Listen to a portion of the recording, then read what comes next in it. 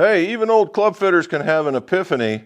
Let's talk about fitting and a club review.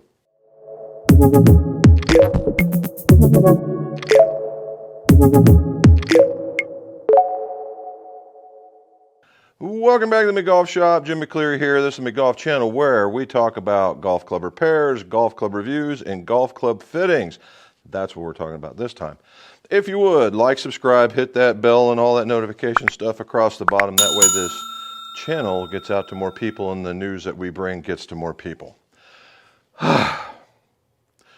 Also, if you would, we have a live stream on Monday, and it's called What's in My Drawers Golf Talk. It's What's in the Drawers of the Shop Golf Talk.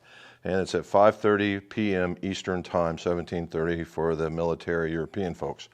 And we talk about the same stuff. It's just live. It's right there and in your face. Okay, epiphany number one, length can make you hit it further.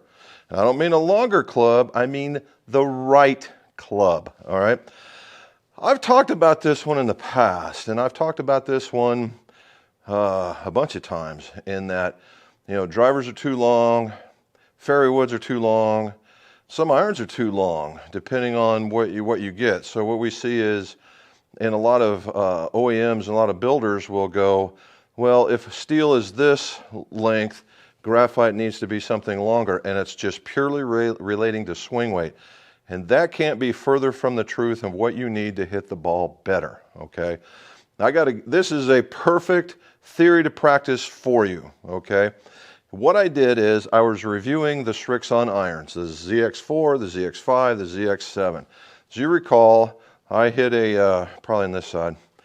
Anyway, we did an interview with Dustin from Srixon at the PGA show. We got to talk a lot about it. The ZX7 and ZX5 irons here. These are evolutions. They're Mark II generation, carrying on from last year. So that's the MK2 that's on the product.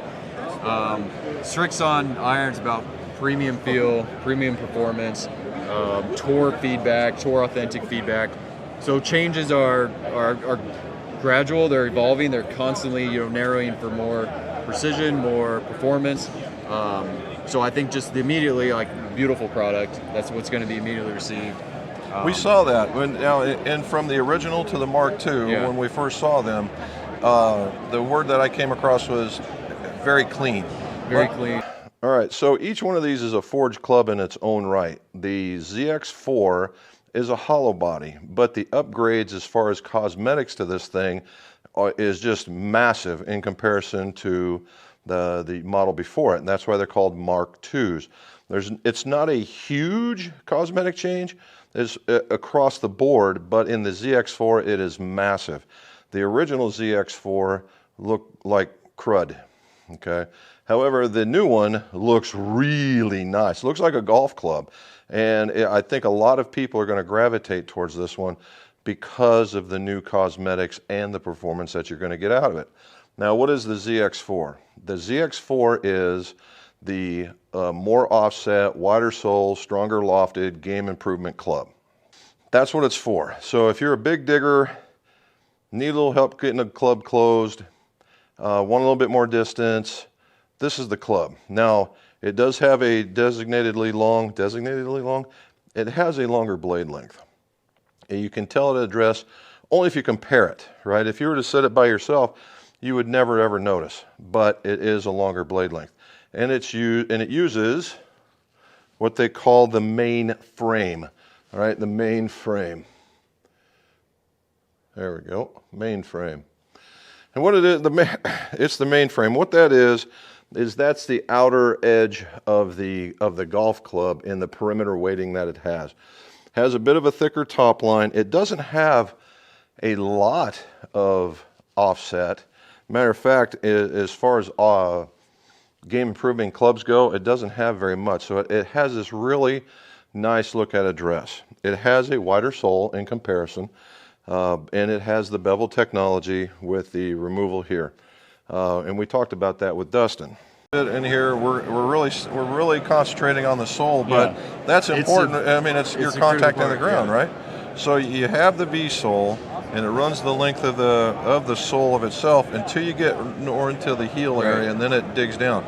Why did we change that? This is for some just prevention of that heel dragging. Maybe you're on up different lies, or you're coming in a little bit flat. Like, we need the bounce here to make sure if you do happen to hit the ground a little bit behind the ball, that you're not going to lose your ball speed. But out on the extreme heel and toe, it can just create too much drag. It can you drag here, it's going to turn the club over right before impact. You're going to lose control of your aim.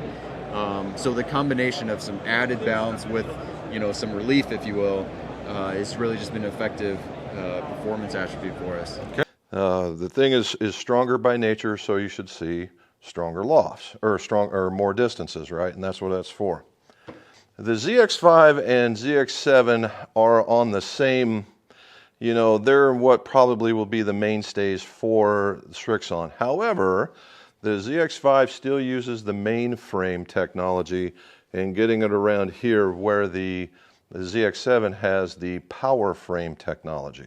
Okay, what does that mean? Well, this is a single piece forged club.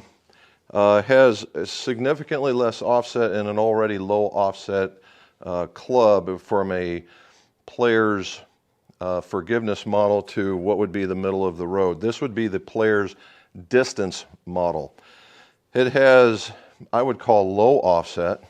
It has a narrower sole than the 4, but wider than the 7, and probably wider than most players' distance models. It has a deeper cavity section, so that when you're down here at the bottom, there's more weight at the bottom, and it's filled with a badge to give it the decorative look. And that decorative look is to mold itself into the 7. Now the 7, again, has the pure frame technology.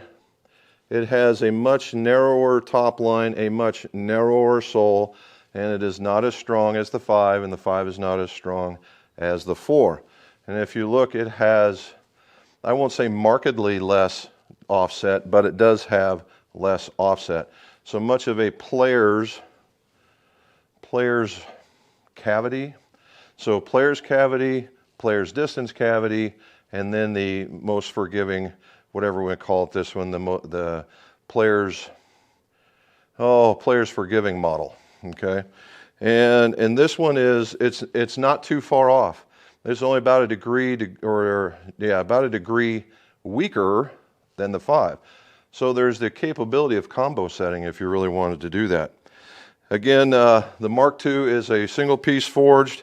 This one does not have a badge. It is painted inside of it, and that's so that they can look together, right? The grooves on the inside, there's grooves within the grooves, meaning that between the actual grooves themselves, there's laser cut grooves in order to give the face a level of coarseness. Now, it's not super coarse like a wedge, but to kind of give it just a little bit of grip. Okay. Now, these are probably going to be the most unsung irons out there, but they feel pretty good. All right, across the board, they feel pretty good. So, what was the epiphany and how did it work? All right, so I paired all these clubs up with the new KBS PGI's Players Golf Iron in the 90 gram. I just wanted to test it out to see what it was all about. I like 90 gram shafts.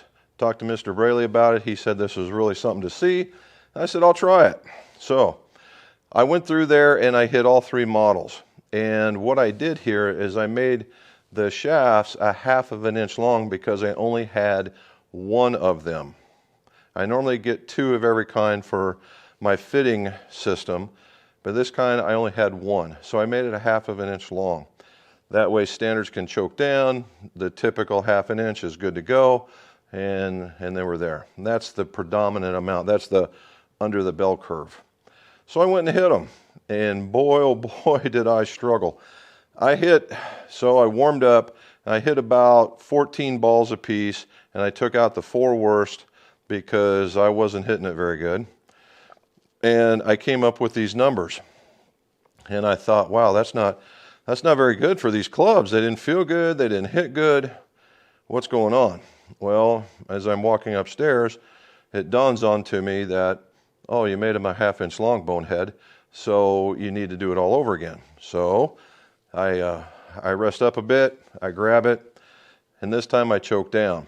Now, when I choke down, it's game on, all right, game on. And what we see is now markedly what I'm getting is on the first set I went 5, 4, and 7 as longest. On the next set, when I was hitting it well, it went 4, 5, and 7, basically as it was supposed to. Okay, and what I was seeing is I saw a 7-yard increase in the 4 in just carry distance alone. In the ZX5, I saw about a 4 or 5 yard increase in carry distance alone. In the 7, I saw a 3-yard increase in distance alone. These are all carry distance. All the other ones you saw in the total distances were about the same. Why is that? All my swing speeds were within what I would call a range. I was swinging at 86 mile an hour for the most of them, 84 at the low, on average, okay? And these numbers probably would be much, much wider if on the first 3, the last 2 or 3, I just really kind of just swung as best I could and as fast as I could just to hit the ball, right? And you could see that in some numbers where I go 82, 85, at 90, where in the second sets, the Rev 1s, they're all pretty much about the same. All right, so, but we're talking about averages, so we're still seeing a marked increase in distance just based on length, and that's choking down.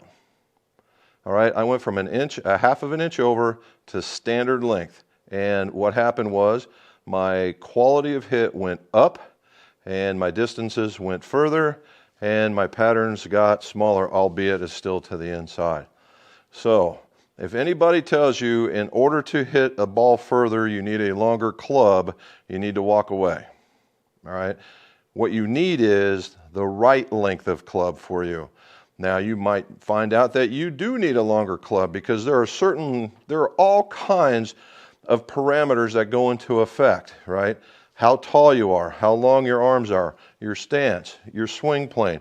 All these things come together, and that's the reason why dynamic fittings are so important, right? You have to have this in order to make this right.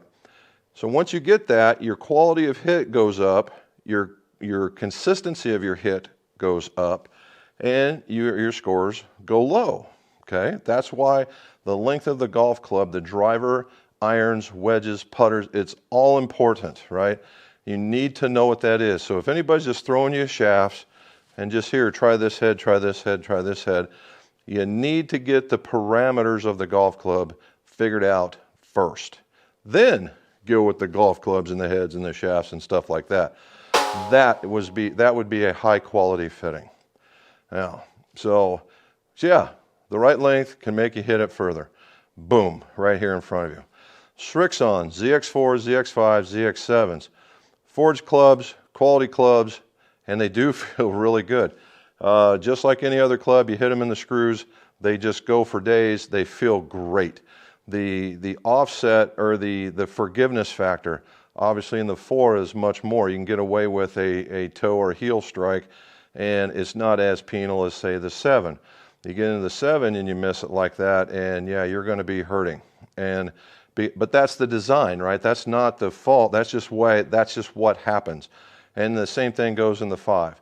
So if you're a good to better ball striker, somewhere between the 7 and the 5. If you're an above average ball striker, certainly the 7. If you're a beginning golfer or somebody looking for distance or somebody that takes a very large divot, then I would take a look at the 5s, okay? Now this translates into hybrids, fairway woods, and going into the drivers, but we'll talk about that on another day. So if you have a question, put it in the show notes below. And make sure that you check us out on our live stream on Mondays again, and just talk this thing through. You can ask me questions about this very video. And as always, let's see your scores go low.